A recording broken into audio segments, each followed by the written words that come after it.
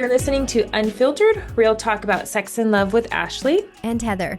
And on today's episode, we're going to talk a little bit about purity culture, expectations, and then also a high libido. That's kind of a mix-up, but yeah, we'll see what happens. That is a mix-up, mashup. It is. All right, first question. I've felt the harm of purity culture, but I'm confused by the reaction against it, where modesty seems dismissed altogether. I see Christian women dressing in ways that feel extreme, and I wonder if immodesty reflects deeper heart issues. Is there still space to talk about healthy modesty without sounding judgmental? I think this is such a good question because as a parent of a teenage daughter, I feel this pull that this person is expressing here. The purity culture had done some damage, like, okay, boys, here's your rubber band, snap the rubber band, avert your eyes, snap the rubber band every time you think about a girl inappropriately or look at a girl so that you can train your brain that that's wrong. And then girls, head to toe in sackcloth and potato sacks so that you don't cause any boys to stumble. It's your responsibility to make sure they don't stumble. Those are the extremes, and that causes a lot of issues. That's a whole other episode to unpack. But I get what this person is saying because we don't want to swing all the way to the other end and walk around in bikinis at church and say, well, it's your job to take accountability for your own action and your own eyeballs and your own stumbling. I'm not your stumbling block. And I can think of one example. My daughter came out of the house and my husband made a comment about her shorts being too short and she got all bothered by it. And I hadn't really thought much about it because I just hadn't. Of course, my husband's looking through the eyes of teenage boys and been like, I don't need my daughter's short to be that short. And so she was really bothered and said, well, it made me feel insecure when dad said that. And it's not my responsibility, what boys think. And if they, have trouble with me, then they should deal with their own problems. And I'm like, okay, she's not wrong there. But I also said, well, what would be the difference if your shorts were 2 inches longer? Or why do you feel like they need to be so short? So along the lines of what this person is saying, is my daughter wearing these? Are girls wearing clothes because it's what's trendy and it's what's on the shelf? And when they go shopping at Target, as a teenage girl, those are the options there. Because I certainly remember a season of trend where I went shopping for clothes and I'm like, can I not find shorts that are decent, decently cover you? And so is it because of what the trend is, or are we seeing some cute boys walk by and then hiking up our shorts a few inches because we want to draw attention? And so I do think there's room for both. And I do have those conversations with my daughter to say, we're not responsible for other people, but also our bodies are meant for ourselves and for our spouses. And we don't need to be flaunting all of ourselves to the whole world. And so, another example was her coming out of the dressing room, super cute dress, but it showed too much cleavage. And I was like, well, if you want my honest opinion, I think that shows too much. And I think it's going to draw attention to the wrong parts of your body. And I don't love the dress. Mom, I asked you for my opinion. You're always ruining it. And now I feel uncomfortable, blah, blah, blah, blah, blah. And so she didn't get the dress. And I said, well, it's my job still as your mom to try to train you to not feel responsible for everybody else, but also be respectful and protective of your own body for yourself, because that is your body and you don't need everybody oogling it. And I think we can look very cute without going out of our way to draw attention in the wrong way to ourselves. So, I think there's room for balance. I don't know. What do you think about that, Heather? Well, I'm so glad you answered that question because I remember growing up in a home where I heard those messages, that if you dress like that, then you're going to make a brother stumble. And, and even being in high school and not understanding that completely and even having that perspective, like, well, why is it my fault if he stumbles, and Yeah. even though, while you were talking about like the short shorts and whatever, I was thinking, oh my gosh, my cheerleading skirt was so short, and I'm surprised that my dad didn't ever say anything about that. But still, it's those kind of things that you grow up hearing that, and yet recognizing that at some point as a young woman, I had to decide from a heart perspective Yes. how I was going to dress and how I was going, and even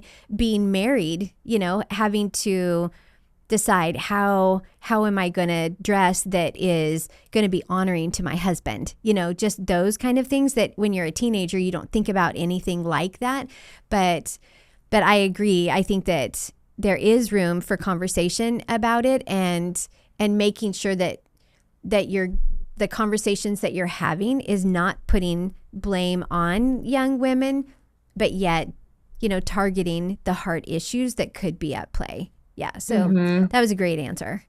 Yeah, and I think there's still room for context too. I tell Yeah. Ayla, you wouldn't wear your bikini to church, but you wear it to the beach because there is still, you might wear a sports bra, and I hope I'm not triggering everybody, but and spandex to the gym because that's appropriate. Like you're working. I mean, I don't wear that. I actually wear a t-shirt and normal shirts because I don't need my whole body showing. But so you might wear that to gym and it looks more normal and appropriate, Mm-hmm. but you wouldn't wear that to work, or that there is context that might even draw more attention to you because you're wearing something out of context. And so Ayla wanted this little tube top, and I said, well, yeah, if you're at a beach and you're using it as a swimsuit cover up, I'm all for it. If you're wearing that as we're going shopping, no, so.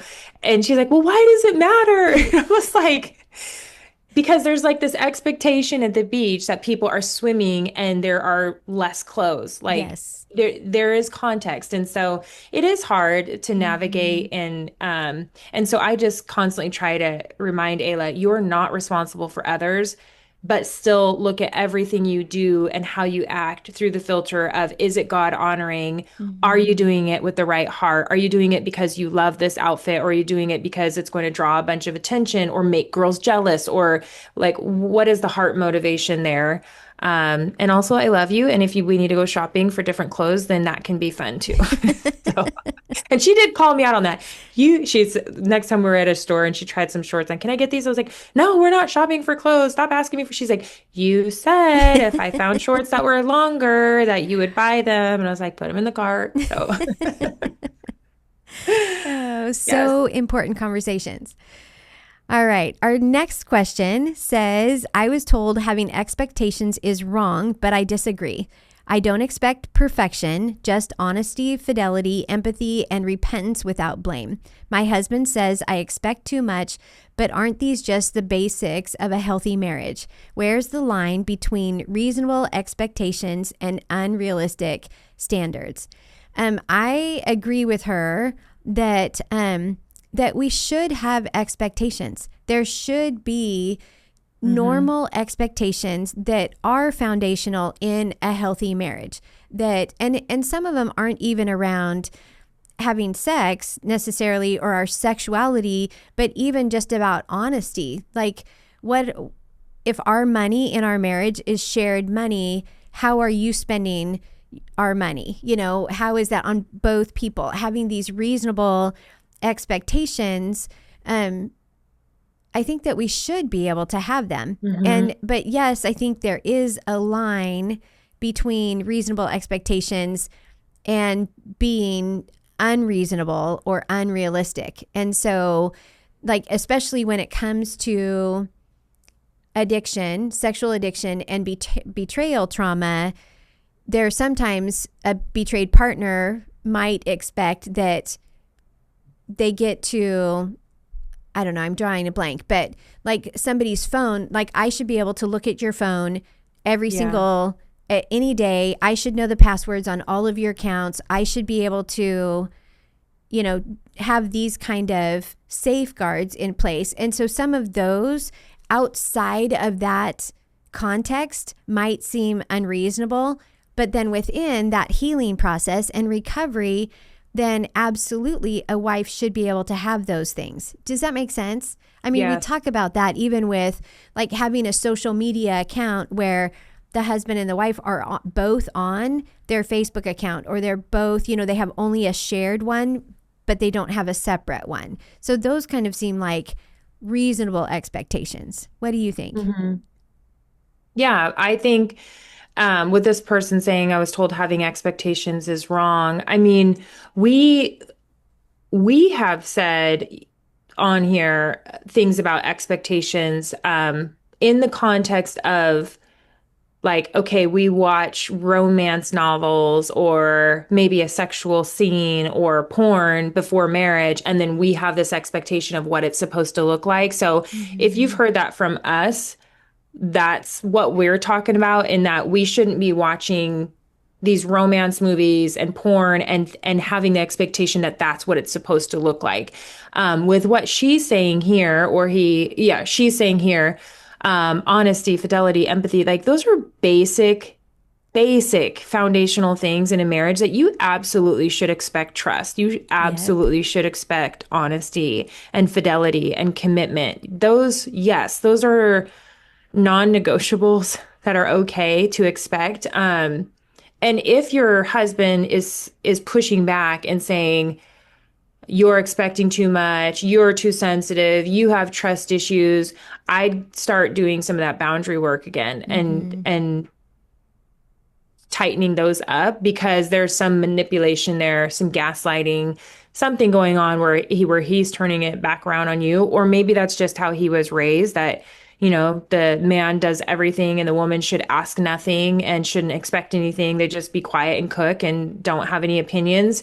And in that case, he needs to do some work too. I mean, either way, he needs to do some work. But I would start looking at some books on boundaries and Mm-hmm. figuring out what you feel uncomfortable about and what you need in order to feel safe and stable in this marriage, and then be able to express those things and stand by them. And so I know Henry Cloud has some really good books on Right. boundaries, and going through Betrayal and Beyond, if you haven't already, I think could do a lot of good as well in figuring out uh, where some of these things are coming from, Right. especially if they're patterns or tied to anything else. So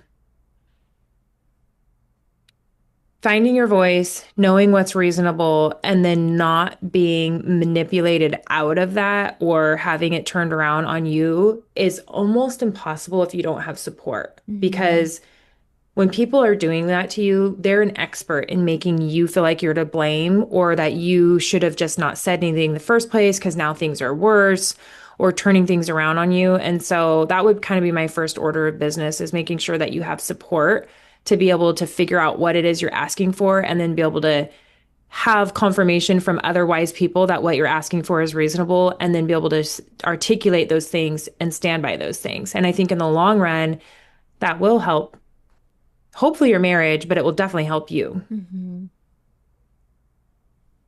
Yeah, that's a really good question. And some of those behaviors are very intertwined. So in our Betrayal and Beyond book, we have, the different ways, financial, spiritual, that husbands could be abusing their wives, and Yeah. um, that inventory checklist. And that was eye-opening for me, for sure. So get into a Betrayal and Beyond group if you have not been in one yet. Um, Okay, our last question is, my husband and I have been in recovery for years. I'm the higher drive spouse, wanting intimacy more often, but I've stopped initiating because I feel rejected or like a burden. When he finally is in the mood, I freeze and feel disconnected, even when it's genuine.